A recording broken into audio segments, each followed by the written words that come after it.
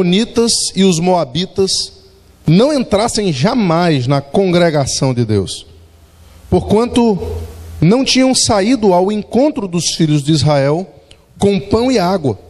Antes, assalariaram contra eles Balaão para os amaldiçoar. Mas o nosso Deus converteu a maldição em bênção. Ouvindo eles, o povo, esta lei, apartaram de Israel todo o elemento misto. Ora, antes disto, Eliasibe, sacerdote, encarregado da câmara da casa do nosso Deus, se tinha aparentado com Tobias, e fizera para este uma câmara grande, onde dantes se depositavam as ofertas de manjares, o incenso, os utensílios e os dízimos dos cereais, do vinho e do azeite, que se ordenaram para os levitas, cantores e porteiros, como também contribuição para os sacerdotes. Mas quando isso aconteceu, não estive em Jerusalém, porque no 32º ano de Artaxerxes, rei da Babilônia, eu fora ter com ele, mas ao cabo de certo tempo pedi licença ao rei e voltei para Jerusalém. Então soube do mal que Eliasibe fizera para beneficiar Tobias, fazendo-lhe uma câmara nos pátios da casa de Deus. Isso muito me indignou, a tal ponto que atirei todos os móveis da casa de Tobias fora da câmara. Então ordenei que se purificassem as câmaras e tornei a trazer para ali os utensílios da casa de Deus, com as ofertas de manjares e o incenso. Vamos orar. Deus amado, nós te louvamos pela tua palavra, e é na expectativa de ouvi-la, Senhor Deus, que estamos aqui, com o nosso coração disposto, aberto, com a nossa alma completamente sedenta pela tua palavra. Faz com que a nossa mente, como já foi tão bem pedido aqui pelo presbítero, que a nossa mente não divague, que nós não estejamos aqui olhando nenhum adereço que trazemos para esse lugar, mas ao contrário, que o nosso coração esteja firmado na tua palavra, que o nosso coração esteja desejoso e sedento por ouvir a tua voz. Fala conosco, Senhor Deus, fala conosco, fala o nosso coração. É o que nós te pedimos no nome precioso de Jesus. Amém. Irmãos, nunca é demais nós falarmos sobre a necessidade da palavra de Deus, sobre a necessidade que nós temos de tê-la como nosso alimento diário, de tê-la como tudo aquilo que nós precisamos. Muito mais do que o pão, muito mais do que qualquer outra coisa, nós precisamos da palavra de Deus. Nem só de pão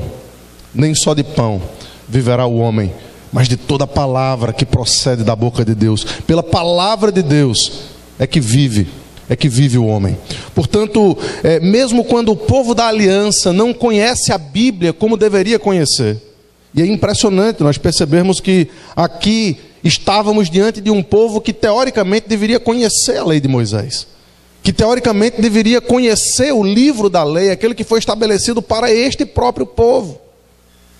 Mas não acontece às vezes isso com a gente?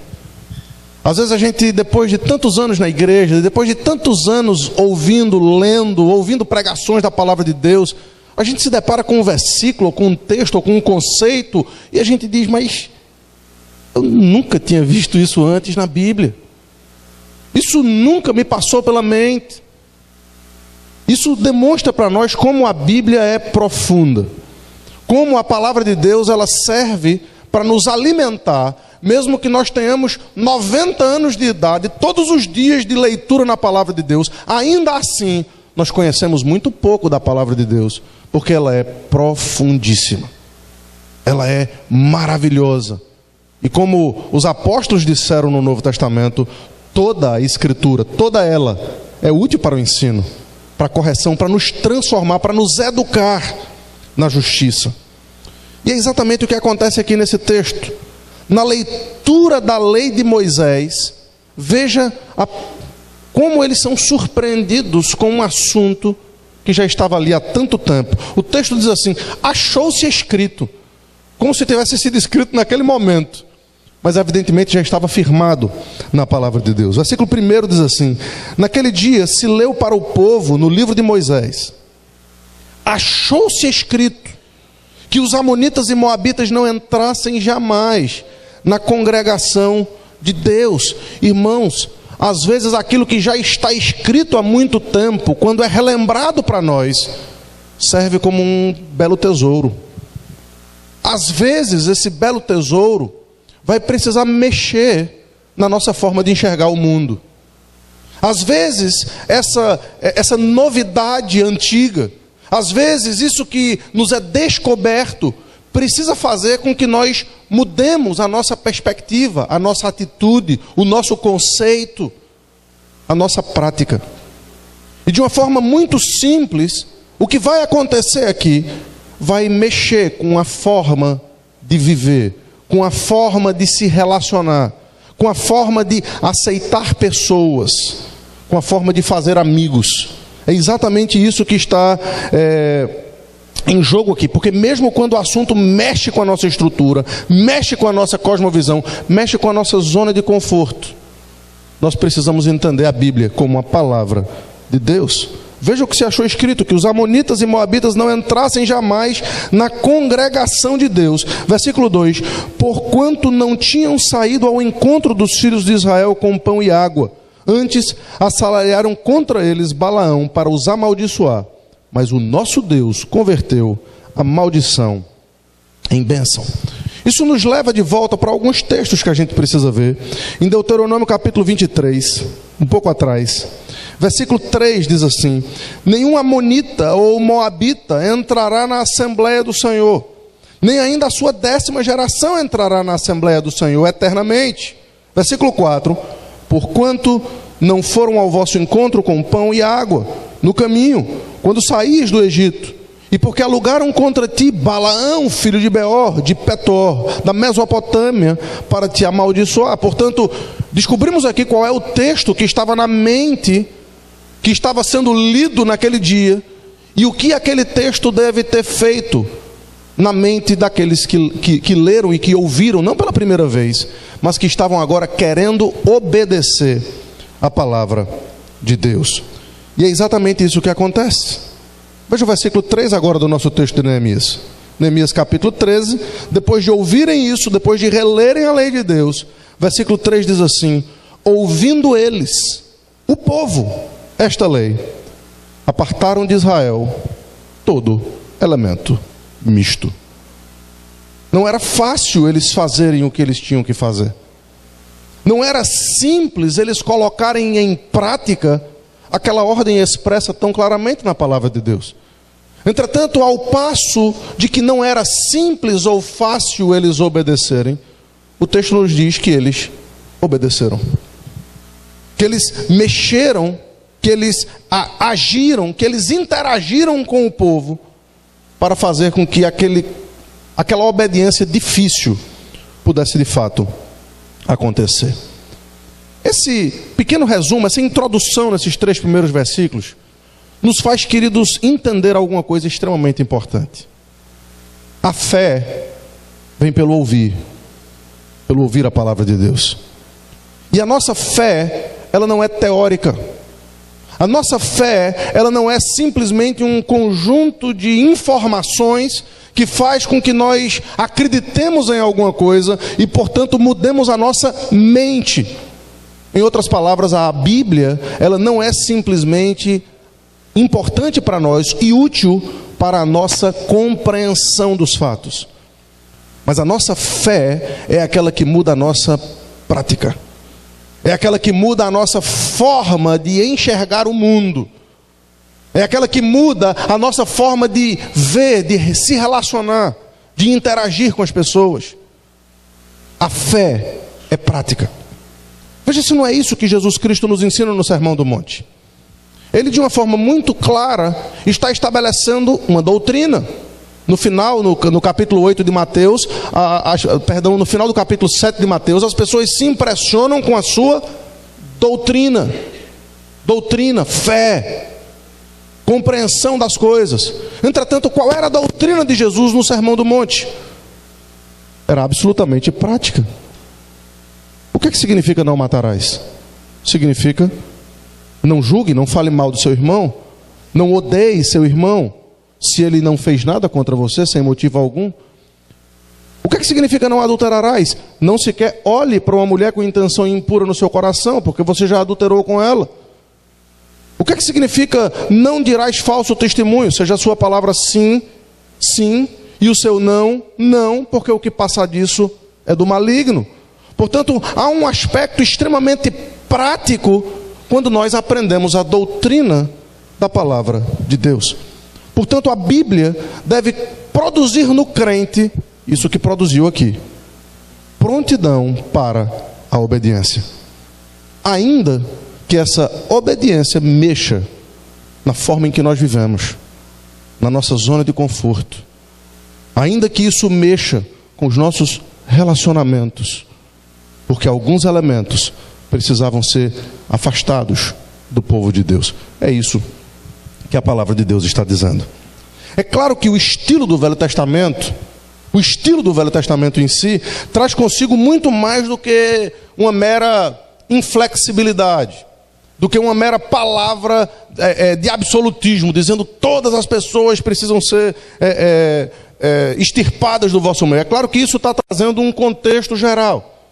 Porque o próprio Velho Testamento nos mostra que quando algum amonita ou quando algum moabita se converte ao Senhor, evidentemente as coisas mudam para esse moabita, porque ele agora passa a fazer parte do povo da aliança. Não foi o caso de Ruth? Ruth era uma moabita. Entretanto, conquanto o casamento de Ruth, em primeiro lugar, tenha sido um pecado de Malom, o seu primeiro marido, ela, no retorno para casa, ela não aceita voltar para os seus deuses, porque ela diz a Noemi: Noemi, não me instes, não insista para que eu não vá com você. Eu posso ser moabita de nascimento, mas eu quero declarar para você, Noemi: o teu povo é o meu povo, o teu Deus é o meu Deus. A partir desse momento, então, Noemi parou de insistir com ela, e ela foi bem aceita no povo de Deus. E não apenas bem aceita no povo de Deus, mas como nós pudemos ler na sua história, ela foi a avó do rei Davi. Ela entrou para a genealogia do nosso Senhor e Salvador Jesus Cristo. Portanto, nós percebemos que essa inflexibilidade é muito mais para aqueles que têm o seu coração contra o povo de Deus. Aliás, é esse o argumento de Neemias aqui. Por que vocês vão se separar deles? Porque quando eles tiveram a oportunidade de ajudar o povo de Deus, eles trouxeram mais peso para o povo de Deus. Vocês vão se separar deles porque quando eles tiveram a oportunidade de trabalhar em benefício da igreja, eles trabalharam contra a igreja. Portanto, afastem-se deles. E é extremamente claro, irmãos, que é isso que está na mente de Neemias aqui. Mas isso, queridos, nos leva ao exemplo de separação vivido anteriormente pelo próprio Neemias. Ele vai dizer: olha, isso aqui é o que eu quero que vocês aprendam. Agora, deixa eu trazer para vocês um exemplo do que já aconteceu aqui. Deixa eu trazer para vocês aqui um exemplo, é isso que vai acontecer dos versículos 4 a 9. Um exemplo de como vocês colocam esse conceito, essa doutrina para funcionar. E nós vamos ver três coisas aqui. Primeiro, quais são os personagens? Os personagens que estão envolvidos nessa história que Neemias conta. Depois, nós veremos quais são os problemas. Quais são os problemas que envolvem esses personagens? Versículos 4 a 6 nos dirão isso. E finalmente, qual é a solução? Versículos 7 a 9 nos trará essa solução. Portanto, os personagens são três. Três personagens. O primeiro é Eliasibe. Eliasibe já é conhecido no livro de Neemias. No capítulo 3, ele é colocado entre os líderes, capítulo 3, versículo 1. Então se dispôs Eliasibe, o sumo sacerdote, com os sacerdotes seus irmãos, e reedificaram a porta das ovelhas, consagraram-no, assentaram-lhe as portas, e continuaram a reconstrução até a torre dos 100, e a torre de Hananel. Portanto, nós temos aqui a figura de Eliasibe, que é um dos líderes do povo de Deus. Esse homem volta a aparecer no livro, no capítulo 12, no versículo 10. Na genealogia, especificamente naquela que trata dos sumos sacerdotes, diz aí: Jesua gerou a Joiaquim, Joiaquim gerou a Eliasibe, Eliasibe gerou a Joiada, Joiada gerou a Jonatas, e Jonatas gerou a Jedua. Nós vimos aqui, esses são os sumos sacerdotes. Esses são pessoas das mais importantes, das mais altas cortes do povo de Deus. Eram líderes da igreja. E aí no versículo 22 ainda do capítulo 12, ele aparece novamente. Dos levitas, nos dias de Eliasibe, foram escritos Vejam a importância deste homem. Era um homem extremamente importante para o povo de Deus. Era um dos principais líderes do povo de Deus. Esse é um dos que fará parte desse conflito. O segundo nome que aparece aqui é o nome de Tobias. Quem é Tobias? Tobias é um amonita de nascimento. Entretanto, ele tem um nome judaico, o que leva os comentaristas a dizerem que ele era possivelmente um prosélito. Era alguém convertido para o povo judeu, ou que vivia influenciando o povo de Deus. E muito interessantemente, ele aparece várias vezes no livro também, tentando fazer essa influência. Volte aí no capítulo 2, novamente de Neemias. Capítulo 2, versículo 10. Diz assim: disto ficaram sabendo Sambalá, o horonita, e Tobias, o servo amonita. É aqui que a gente aprende que ele é amonita. E muito lhes desagradou que alguém viesse a procurar o bem dos filhos de Israel. Portanto, eles já são colocados aqui como inimigos, como pessoas que tinham certa influência. A gente vai ver que eles tinham certa influência. Entretanto, eles não estavam gostando de ver o fato de que Neemias estava reedificando os muros, estava trazendo novamente uma espécie de segurança, de paz para Jerusalém. Ainda no capítulo 12, versículo 19, o texto diz assim: porém Sambalá, o Eronita, e Tobias, o servo amonita, e Gesem, o arábio, quando souberam, zombaram de nós e nos desprezaram, e disseram: que é isto que fazeis? Quereis rebelar-vos contra o rei? Então percebam que Tobias e Sambalá e Gesem agora, eles começam a querer jogar pessoas contra pessoas.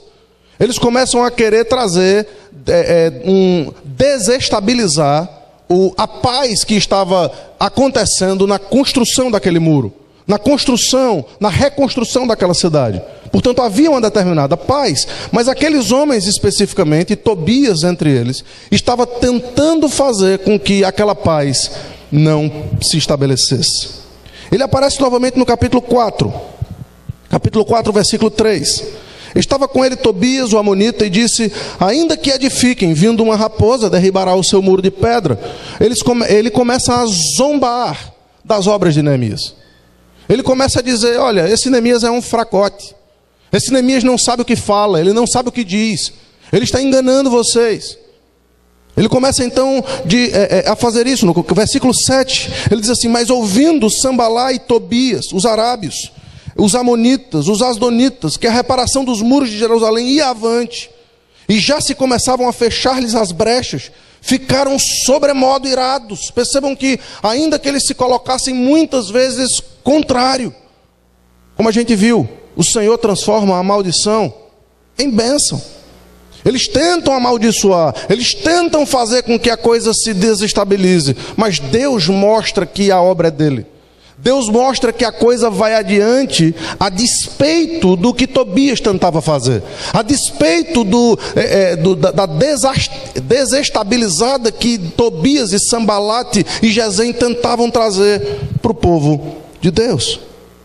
Ainda no capítulo 6, versículo 1: tendo ouvido Sambalate, Tobias, Gesem o Arabe e o resto dos nossos inimigos, que eu tinha edificado o muro, e que nele já não havia brecha nenhuma, ainda que este tempo não tinha postos portas nos portais. E aí no versículo 12: então percebi que não era de Deus quem o enviara. Tal profecia falou ele contra mim, porque Tobias e Sambalá o subornaram. Então, que história é essa que está aqui no capítulo 6?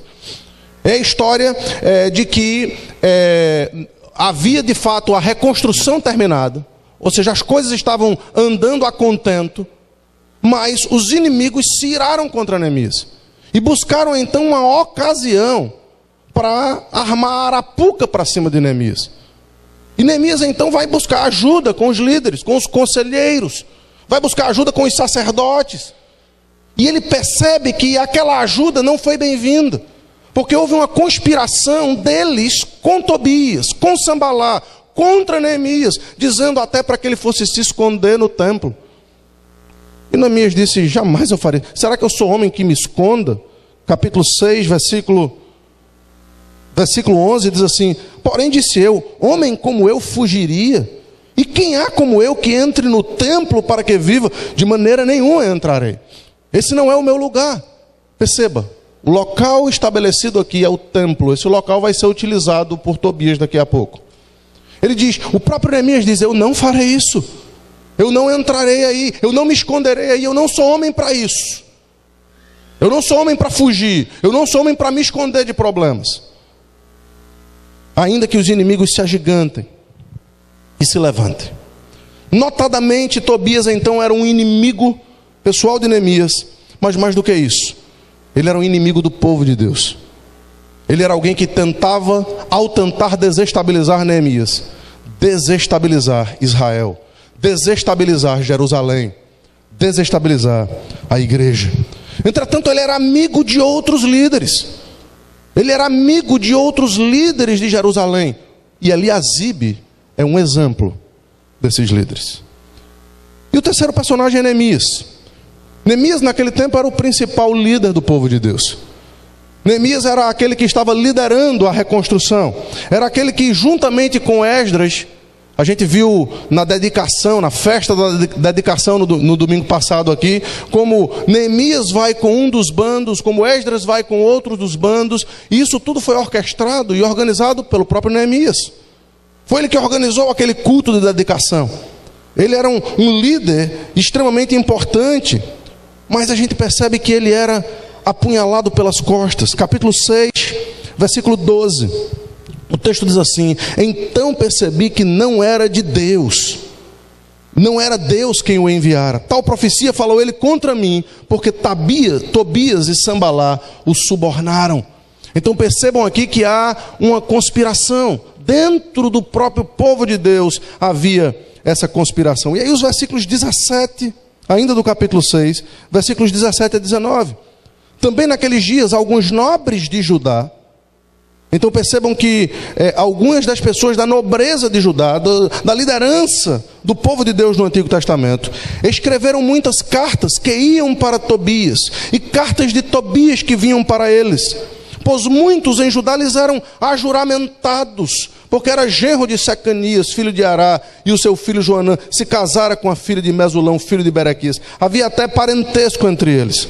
Também das suas boas ações, das boas ações dos inimigos, falavam na minha presença, e as minhas palavras lhe levavam a ele.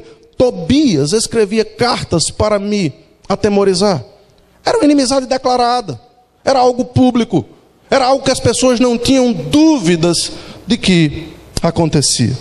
E agora, temos mais essa informação aqui no capítulo 13. Essa informação de que esses líderes foram adiante. Eles não apenas quiseram, intentaram ou tentaram trazer Tobias para dentro do povo de Deus, mas eles arquitetaram isso. E chegaram a fazer com que isso acontecesse. Veja se não é isso que nós veremos aí no problema em si.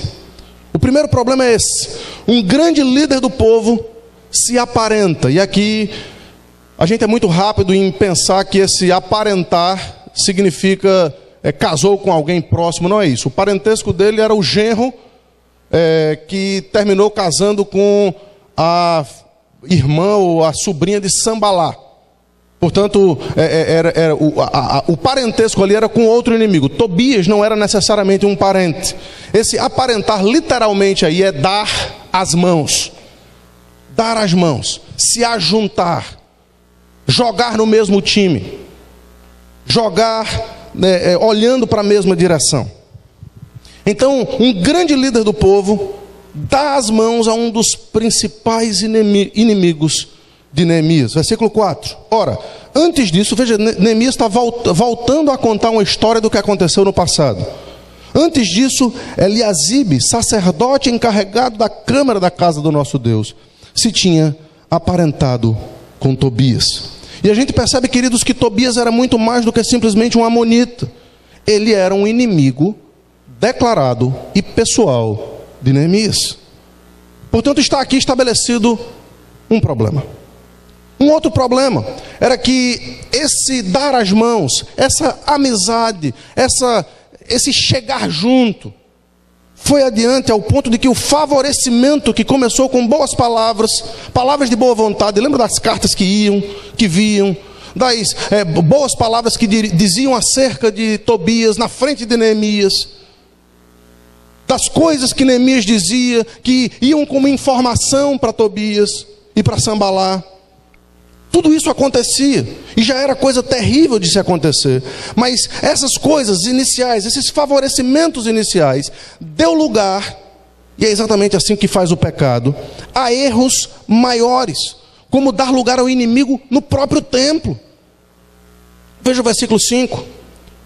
E fizera para este uma câmara grande, onde dantes se depositavam as ofertas de manjares, o incenso, os utensílios e os dízimos dos cereais, do vinho e do azeite, que se ordenavam para os levitas, cantores e porteiros, como também contribuições para os sacerdotes. Portanto, espiritualmente falando, o templo, a igreja, o local estabelecido para o culto a Deus, onde se deveria guardar a pureza, onde se deveria guardar a ordem, se deveria guardar a paz, agora ele vira um local de abrigo para os inimigos, não apenas de Neemias, mas para os inimigos do povo de Deus. O pecado é assim, irmãos. O pecado ele não inicia na nossa vida fazendo com que nós estejamos imersos nele. Ninguém começa na prostituição saindo de casa dizendo eu vou ser prostituta. Não, não é assim.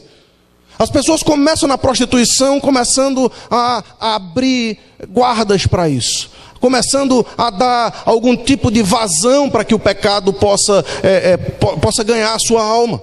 Ninguém começa no adultério dizendo eu vou sair de casa hoje e vou adulterar com a minha esposa. Não. O pecado sorrateiramente faz com que passos sejam dados. É exatamente isso que está acontecendo aqui. O Salmo 1 nos ensina isso.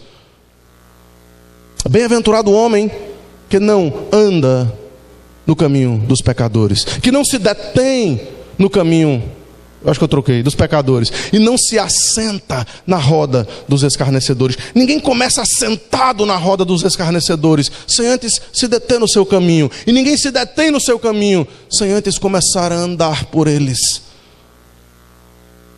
Aquelas questiúnculas iniciais, aqueles favorecimentos iniciais, aquela amizade, ela não iria fazer bem para o povo de Deus. Aquela amizade iria trazer consequências para o povo de Deus. E evidentemente coisas precisavam acontecer. E isso, queridos, cheira a traição, pois aproveitou-se da ausência de Neemias para que esse favorecimento pudesse acontecer. É o que diz o versículo seguinte, o versículo 6. Mas quando isso aconteceu, não estive em Jerusalém, porque no 32º ano de Artaxerxes, rei de Babilônia, precisamente, isso aqui tem data e hora, Isso aqui é no ano 433 a.C. Isso aqui é um evento histórico.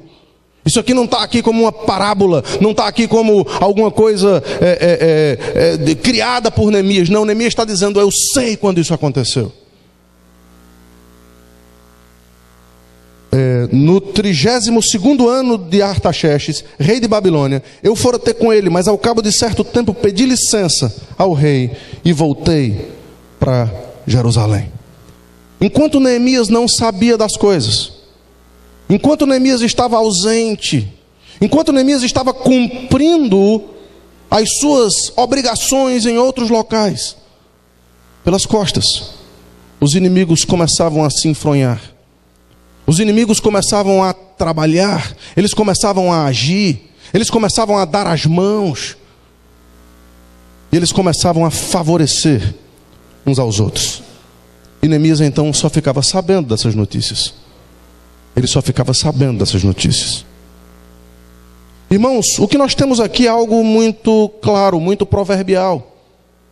Se existe um provérbio não bíblico tão claro para nós que diz, diz-me com quem tu andas, que eu te direi quem és. A gente percebe que esse provérbio, ele tem raízes nos provérbios de Salomão. Nós precisamos saber quem são as nossas companhias, saber quem são os nossos amigos.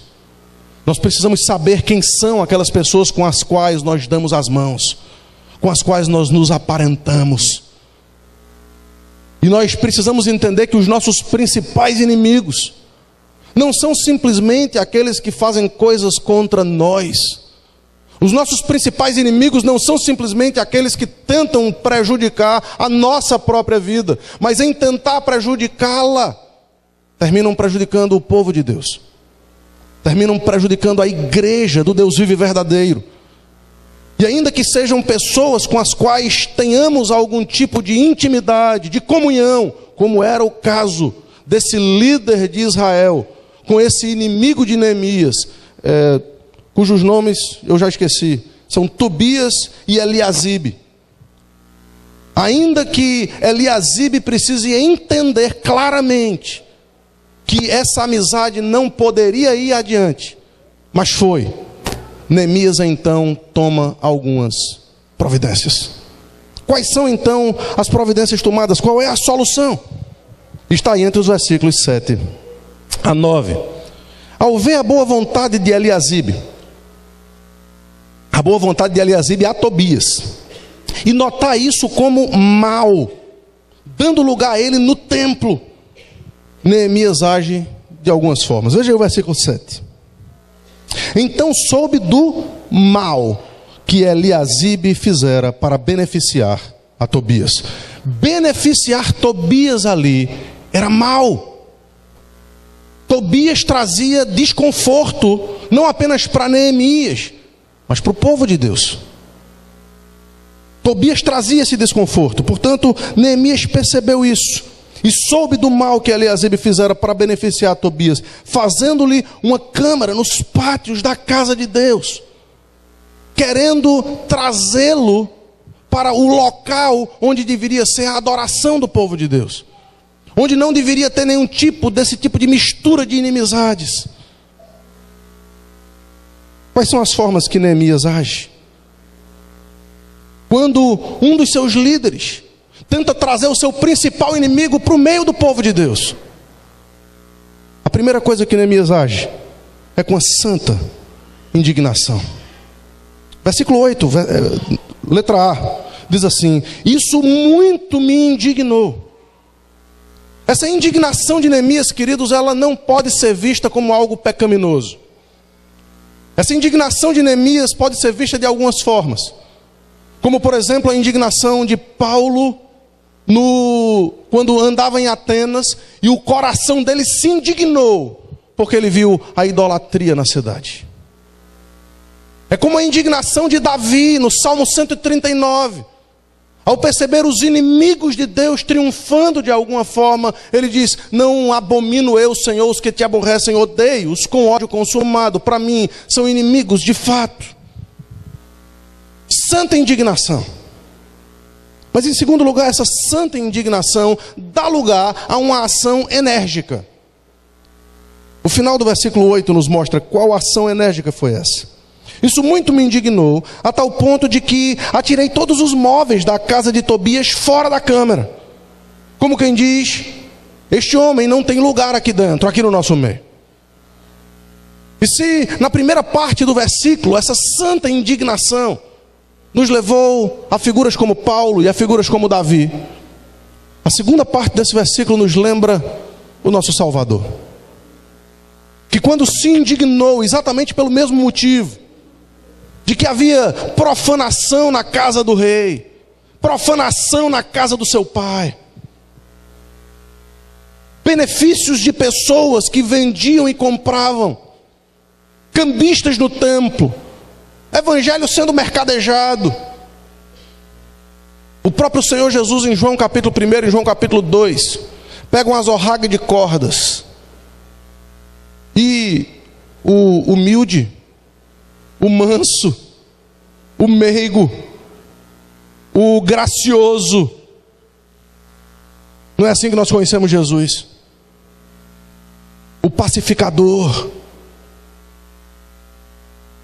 ele se ira, porque aquela ira dele se acendeu por causa do zelo que ele tinha pelo povo de Deus, por causa do zelo que ele tinha pela casa do Senhor, por causa do zelo que ele tinha pelas ovelhas do Deus vivo e verdadeiro.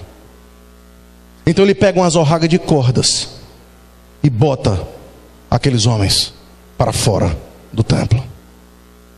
É isso que Neemias faz aqui. Neemias diz: este homem não tem lugar no nosso meio. E finalmente, é apenas agindo pela redescoberta da palavra de Deus, dessa forma, que a paz será restaurada. É apenas agindo energicamente, se indignando com as coisas certas, não permitindo a mistura. Os conflitos certamente iriam diminuir. Essa restauração da paz também nos lembra palavras muito claras do nosso Salvador. Veja aí o último versículo, versículo 9.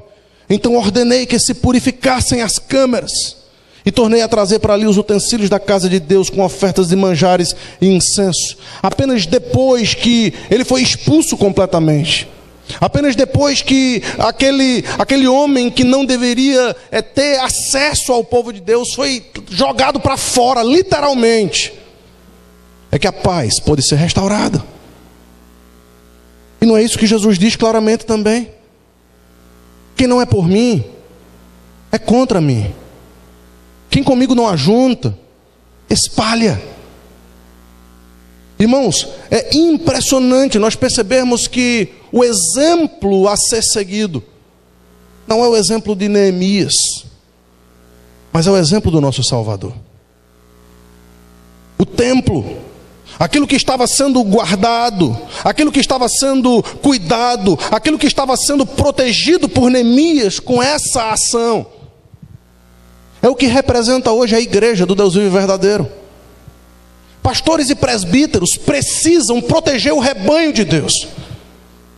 Pastores e presbíteros precisam proteger as ovelhas que lhes foram entregues. Pastores e presbíteros precisam se unir para que a igreja esteja completamente fora do alcance de lobos que querem destruir a paz e destruir o rebanho do Senhor. E é exatamente por isso, queridos, que Neemias, mais uma vez, nos é tido aqui como um exemplo de liderança, porque ele nos aponta para o Senhor Jesus, que quando se encontrava com falsos líderes, ainda que esses falsos líderes arrotassem o farisaísmo, ainda quando esses falsos líderes falassem bem acerca de si mesmo, ainda quando esses falsos líderes se julgassem melhores do que os outros, Jesus olhava para eles e dizia: hipócritas, sepulcros caiados, vocês por fora são muito lindos, mas por dentro estão podres, porque vocês com pele de ovelhas são lobos roubadores. É exatamente esse peso, o peso das ações do nosso Salvador, que recaem sobre as costas dos homens que lideram a igreja do Deus vivo e verdadeiro. Por isso, queridos e amados irmãos, existem aplicações não apenas para a liderança aqui. As aplicações para a liderança são muito claras pela providência de Deus nesse texto. Entretanto, há e não pode deixar de haver aplicações para a igreja do Deus vivo e verdadeiro. A responsabilidade que recai sobre as costas dos seus líderes é muito grande. A responsabilidade que pesa sobre as costas dos pastores e presbíteros é tremenda, porque se acertarmos, glórias a Deus e glórias a Cristo por isso. Entretanto, se errarmos, somos nós que teremos que responder diante de Deus por esses erros. Portanto, queridos, assim como muitos pregadores e líderes do passado insistiam e clamavam dos púlpitos às suas igrejas, é o que nós fazemos nessa manhã. Não deixem de diariamente colocar-nos nas suas orações. Não deixem-nos de sustentar-nos com as suas orações. Porque a obra do Senhor, conquanto de um lado seja alegre, seja feliz, seja gloriosa, seja benfazeja, seja traga para nós alegria tremenda, uma delícia vivida dia após dia. Como alguém disse certa vez sobre a obra e o trabalho ministerial, e no final do mês é tão bom, e no final do mês vocês ainda nos pagam por isso. É glorioso poder estar à frente do povo de Deus. Entretanto, queridos, as lutas são muitas. Como o próprio apóstolo Paulo, que amava o ministério, disse, são lutas por fora, temores por dentro. São noites, são dias inteiros, são questões difíceis, vividas e vivenciadas com pessoas tão distintas, todas elas amadas de tal forma por Cristo, porque Ele deu o sangue da sua cruz para trazer cada uma delas para contemplá-lo na sua glória. Portanto, se nós como líderes precisamos aplicar esse texto para a nossa própria existência, para a nossa própria subsistência, a igreja precisa se comprometer em orar pelos líderes, em sustentá-los em oração, para a honra e para a glória do nome do Senhor.